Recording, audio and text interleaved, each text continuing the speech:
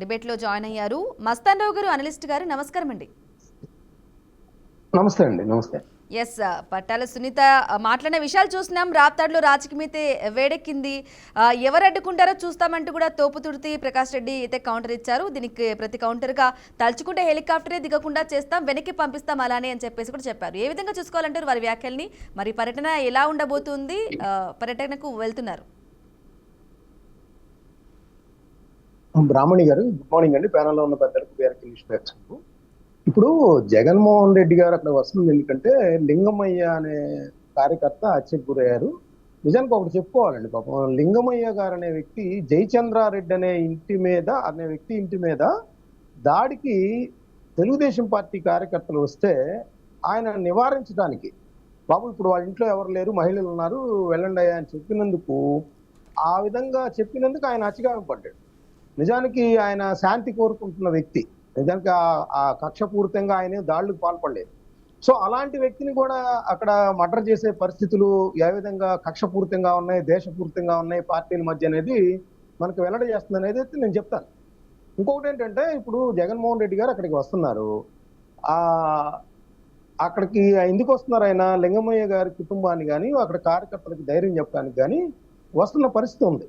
So ఆయన ఏం మాట్లాడాలి, ఎలా రియాక్ట్ కావాలి, రెచ్చగొట్టాలా వద్దా అనేది ఎలా వీళ్ళు చెప్తారండి? వాళ్ళు మాట్లాడాలి కదా, ఆయన రావాలి, మాట్లాడాలి, అవకాశం ఉండాలి. గతంలో ఈ విధంగా ఇప్పుడు జగన్మోహన్ రెడ్డి గారు హెలికాప్టర్లో రాగలుగుతున్నారు, ఎక్కడికైనా రాగలుగుతున్నారు. గతంలో చంద్రబాబు నాయుడు గారిని ఆ విధంగా పల్నాడులో ఒక తెలుగుదేశం పార్టీ కార్యకర్త చంద్రయ్య అనే వ్యక్తిని గొంతుకొచ్చి చంపేస్తే వెళ్ళటానికి వీల్లేదని చెప్పారు. ఇప్పుడు ఇంకా ఈ ప్రభుత్వంలో ఏంటంటే జగన్మోహన్ రెడ్డి గారిని ఎక్కడికైనా పరామర్శిస్తానికి అక్కడికి వెళ్ళనిస్తున్నారు.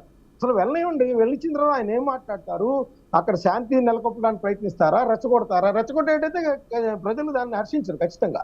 ఎందుకంటే ఇక్కడ పల్నాడు కానీ రాయలసీమ కానీ కొన్ని ప్రాంతాల్లో గ్రామాలు కానీ లేకపోతే మండలాలు కానీ అలా విడిపోయి ఉన్నాయి. తెలుగుదేశం పార్టీ వైఎస్ఆర్సీపీ అని విడిపోయి ఉండటం వల్ల ఆయా గ్రామాల్లో ప్రత్యర్థి పార్టీలు, ఈ రోజు తెలుగుదేశం పార్టీ ఉంటే వైసీపీ వాళ్ళు ఆ గ్రామాల్లో ఉండలేని పరిస్థితి.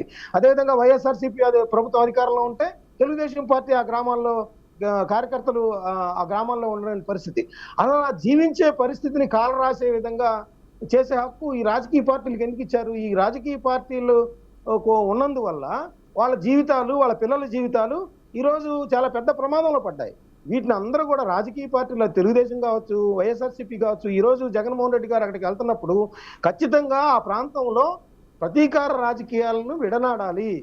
మీరు ఎట్టి పరిస్థితుల్లో కూడా ఇక ముందు వీటిని కొనసాగించొద్దు అని అటు చంద్రబాబు నాయుడు గారు కానీ, లేదంటే ఎవరైతే అక్కడ లోకల్గా పరిటాల సునీత గారు కూడా, ఎందుకంటే హెలికాప్టర్ని అడ్డుకుంటాము, ఇప్పుడు ఆమె చెప్పారు పరిటాల రవి గారి హత్య వెనక జగన్మోహన్ రెడ్డి గారు ఉన్నారనేది. ఆయన హత్య జరిగి 20 సంవత్సరాలు అవుతుంది. దానికి సంబంధించి దర్యాప్తులు కూడా జరిగాయి. ఆ దర్యాప్తు జరిగిన నేపథ్యంలో జగన్మోహన్ రెడ్డి గారి పాత్ర దానిలో లేదని తెలిసినప్పుడు మళ్ళీ రెచ్చగొట్టే విధంగా, ఎందుకంటే దర్యాప్తులో ప్రూవ్ అయిపోయింది.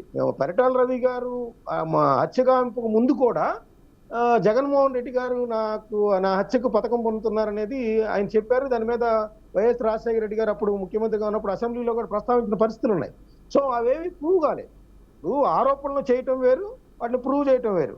నేను అనేది ఏంటంటే, గతంలో పరిటాల రవి గారు పులివెందులు వెళ్తా ఉంటే అక్కడ జగన్మోహన్ రెడ్డి గారు వాళ్ళ శ్రేణులు అడ్డుకున్నారు కాబట్టి ఈ రోజు మేము అడ్డుకుంటాము, లేదంటే చంద్రబాబు నాయుడు గారు మాకు అలా నేర్పలేదు కాబట్టి ఆయన్ని ఎలవ్ చేస్తున్నాం. నేను అనేది ఏంటంటే, ఈ ప్రతీకార రాజకీయాలు, ఈ యొక్క ఫ్యాక్షన్ రాజకీయాల్ని విడనాడే విధంగా పరిస్థితులు తేవాలి కానీ అదే విధమైన సంస్కృతిలో ఉండటం వల్ల. మస్తానన్న ఒకే సెకండ్, అంటే పరిటాల సునీతమ్మ ఏమనిందంటే, మేము అడ్డుకోవాలా, మీలాగా మేము ఆపేయగలగాలనుకుంటే మేము ఆపేయగలము, కానీ మాకు ఆ సంస్కారం లేదు. కానీ మీరు వచ్చేటప్పుడు తోపుదుర్తి ప్రకాష్ రెడ్డి వాళ్ళ అనుచరులు, వాళ్ళ వల్ల గత 5 సంవత్సరాల్లో ఇబ్బంది పడినటువంటి ప్రతి ఒక్కరిని కూడా పరామర్శించి వాళ్ళకి న్యాయం చేయండి, వాళ్ళకి ఏదో ఏదో సహాయం చేసి వెళ్ళండి. అట్ట లేకుండా మీరు వీడికి వచ్చేసి వాళ్ళని ఒకరినే పరామర్శించి వెళితే కుదరదు అని చెప్పారు. కానీ మేము అడ్డుకుంటాము, లేకపోతే మీరు ఇంకోటి అని చెప్పాల. అందరికీ న్యాయం చేయమంటున్నారు. మీలాగా మేము. సురేంద్ర నాయుడు గారు, ఇప్పుడు మర్డర్ జరిగింది, ఎవరి మీద ఆరోపణలు వస్తా ఉన్నాయి? పరిటాల సునీత గారి వర్గం మీద ఆరోపణలు వస్తా ఉన్నాయి. అక్కడ ఆమె మరింత రెచ్చగొట్టే విధంగా, ఇప్పుడు ఆయన ప్రతిపక్ష నేతగా ఆయన వస్తా ఉన్నారు, ప్రతిపక్ష పార్టీకి చెందిన వ్యక్తిగా.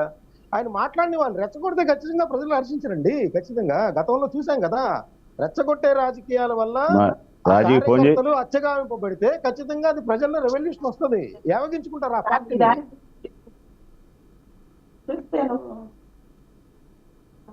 రామణి గారు, ఎస్ సో మస్తాన్ రావు గారు. నేననేది ఏంటంటే నేననేది ఫ్యాక్షన్ రాజకీయాల పట్ల మనం వాటిని ప్రజల ప్రాణాలు కాపాడాలి, విద్వేషపూరిత రాజకీయాలను విడనాడాలి అనే విధంగా ఒక సూచన గాని ఒక నాయకులందరూ కూడా సమిష్టిగా కృషి చేయాలి. లేకపోతే ఇదే విద్వేషపూరిత రాజకీయాలు ఆయా ప్రాంతాల్లో అభివృద్ధిని కూడా అడ్డుకుంటున్నాయని నేను చెప్తున్నాను. ఓకే మస్తాన్ రావు గారు.